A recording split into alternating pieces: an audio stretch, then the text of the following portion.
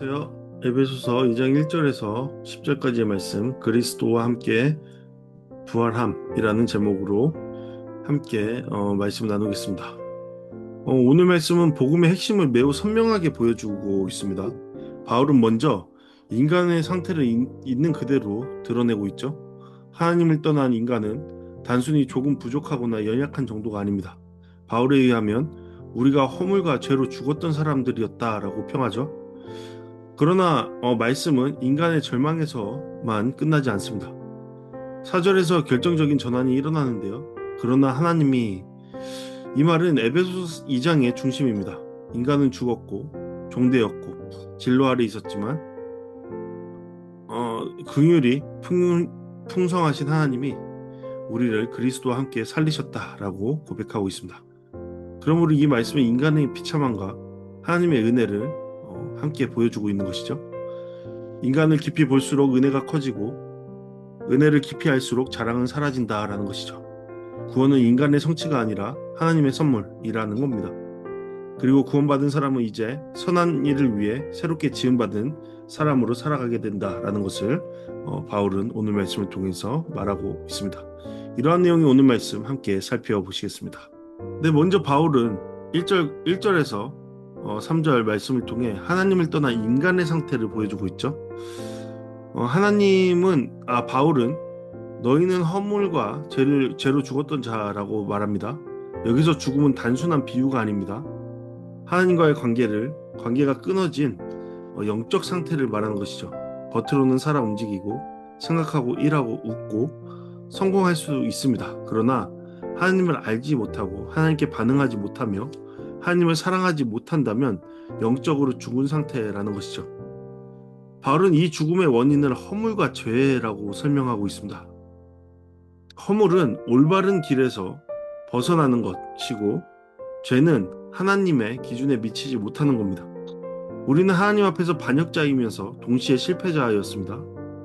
해야 할 것을 하지 않았고 하지 말아야 할 것을 행했습니다. 그래서 인간의 문제는 단순한 교육 부족이나 환경의 문제가 아니라 하나님과의 단절에서 오는 깊은 영적인 문제입니다.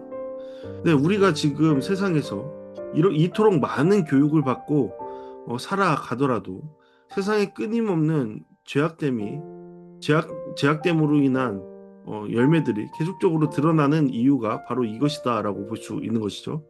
하나님과 상관없는 자들의 교육은 아무런 효과가 없다, 효능이 없다라는 겁니다. 2절과 3절에서 바울은 인간이 종된 상태라고 설명하고 있죠.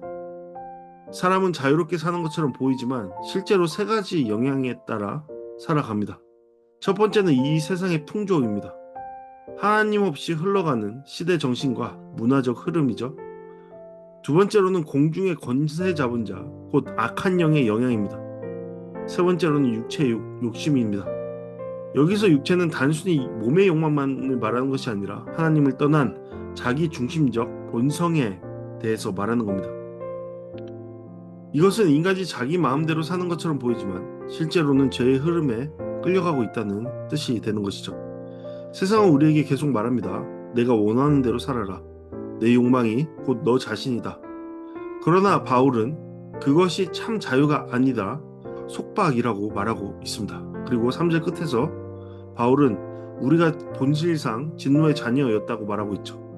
이 표현은 매우 무겁습니다. 그러나 바울의 진노는 인간의 감정적인 분노와 다르죠. 하나님이 악에 대해 가지시는 거룩하고 의로운 반응입니다. 하나님은 사랑이시기 때문에 악을 가볍게 여기시지 않으십니다. 하나님은 선하시기 때문에 죄와 타협하지 않으십니다. 그러므로 인간은 하나님 앞에서 죽었고 종되었고 심판 아래 있는 존재였습니다. 그런데 4절에서 복음의 위대한 반전이 시작되죠. 그러나 하나님이 긍휼이 풍성하신 하나님이 우리를 사랑하신 그 큰 사랑으로 인하여 앞에서 언급한 것처럼 인간의 상태는 절망적이었습니다. 그러나 하나님의 긍휼은 더 컸죠. 우리는 죽었지만 하나님은 우리를 살리십니다.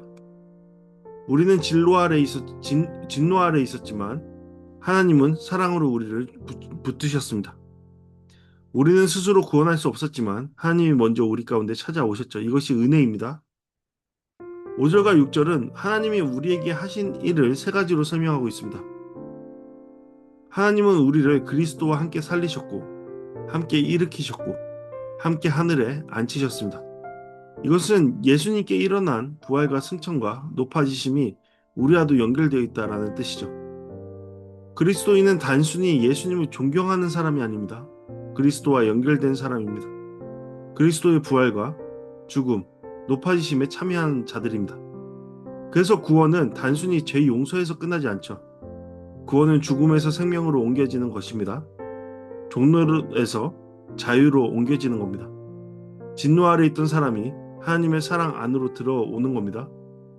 하나님은 우리를 그리스도 안에서 완전히 새로운 자리로 옮기셨다라는 것이죠. 7절은 하나님이 왜 이 일을 하셨는지를 말하고 있습니다. 하나님은 오는 여러 세대에 그 은혜의 지극히 풍성함을 나타내려 하셨습니다. 다시 말해서 구원받은 우리는 하나님의 은혜를 보여주는 증거라는 것이죠. 우리의 인생은 내가 이렇게 대단하다를 보여주는 전시장이 아니라는 것도 됩니다. 하나님의 은혜가 이렇게 크다라고 보여주는 자리가 되는 것이죠. 8절과 9절은 이 은혜를 가장 분명하게 정리합니다. 너희는 그 은혜에 의하여 믿음으로 말미암아 구원을 받았으니 이것은 너희에게서 난 것이 아니요 하나님의 선물이라. 구원은 인간의 업적이 아닙니다. 인간의 자격도 아닙니다. 인간의 종교적 열심이나 선행의 보상도 아닙니다. 구원은 하나님의 선물입니다. 그래서 그 누구도 자랑할 수 없는 것이죠. 복음 앞에서 인간의 자랑은 아무것도 아니게 됩니다. 우리가 구원받은 것은 우리가 남보다 나아서가 아니죠. 더 선해서도 아닙니다. 하나님이 긍휼히 여기셨기 때문이죠. 하나님이 사랑하셨기 때문입니다. 하나님이 은혜를 베푸셨기 때문입니다. 마지막 10절은 구원받은 사람의 삶을 보여줍니다. 우리는 그가 만드신 바라. 여기서 바울은 구원을 새로운 창조로 설명하고 있죠. 우리는 하나님의 작품입니다. 그리스도 예수 안에서 새롭게 지음받은 사람입니다. 그리고 그 목적은 선한 일을 위해 사는 것입니다. 중요한 것은 순서이죠. 우리는 선한 일을 해서 구원받은 것이 아니다라는 겁니다. 그러나 구원받은 사람은 선한 일을 위해 살아가는 것이죠. 선행은 구원의 원인이 아니라 구원의 결과, 곧 구원의 열매입니다. 은혜로 구원받은 사람은 이제 하나님이 예비하신 길을 따라 살아가는 것이죠. 본문은 행함으로 시작해서 행함으로 끝이 납니다. 전에는 허물과 죄 가운데 행했습니다. 그러나 이제는 하나님이 예비하신 선한 일 가운데 행합니다. 이것이 은혜가 만든 변화이죠. 은혜는 우리를 그대로 방치하지 않습니다. 은혜는 죽은 자를 살리고 종된 자를 자유롭게 하며 새로운 삶의 길로 이끄는 것입니다.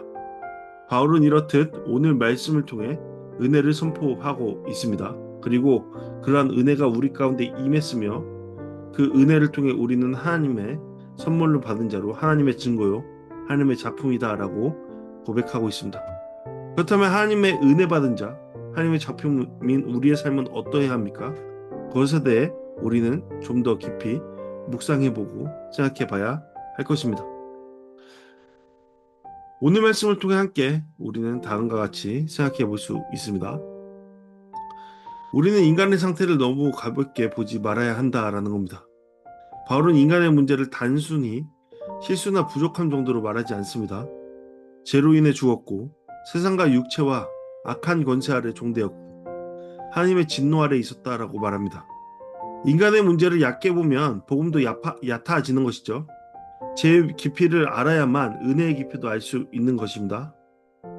그렇다면 나는 하나님 없이 살아가는 것이 죽음이라는 사실을 기억하고 있습니까? 주님의 은혜가 우리를 살리셨음을 이해하고 있습니까? 두 번째로 구원은 전적으로 하나님의 은혜에 의해서라는 겁니다. 복음에서 가장 중요한 전환은 그러나 하나님이 라는 4절 말씀입니다. 우리가 하나님께 올라간 것이 아니라 하나님이 우리에게 내려오셨죠. 우리가 먼저 하나님을 붙잡은 것이 아니라 하나님이 먼저 우리를 붙드셨습니다. 그러므로 구원 받은 사람에게 남은 것은 자랑이 아니라 감사라는 것이죠. 마지막으로 그리스도인은 새로운 신분을 가진 사람이다라는 겁니다. 우리는 그리스도와 함께 살리심을 받았고 함께 일으키심을 받았고 함께 하늘에 앉혀진 자들입니다. 이것은 단순한 교리가 아니라 우리의 정체성이죠. 따라서 우리는 더 이상 죄와 세상과 두려움의 노예가 아니다라는 겁니다. 그리스도 안에서 새 생명을 받은 사람이기 때문입니다. 그렇다면 우리의 삶은 나를 지배하는 세상의 가치관은 무엇인지 생각해 볼 수 있으며, 나는 하나님의 은혜를 자랑하며 살아가는가를 또한 생각해 볼 수 있습니다. 네, 우리는 행위로 구원받지 않았습니다. 선한 일을 위해 구원받았습니다. 하나님께서 우리의 삶을 그러함으로 작품이라고 말씀하십니다. 네, 우리는 하나님의 작품입니다. 하나님의 선물을 받은 작품입니다. 그렇다면 오늘도 하나님의 은혜를 기억하며 겸손히 살아가야 할 겁니다.